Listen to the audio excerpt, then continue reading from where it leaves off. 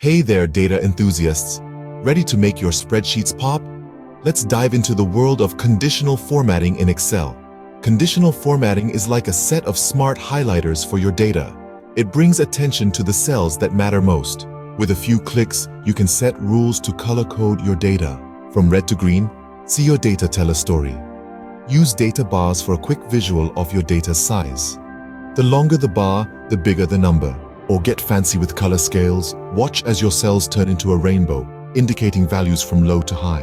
And don't forget icon sets. Triangles, flags, and stars can show trends, performance, and more.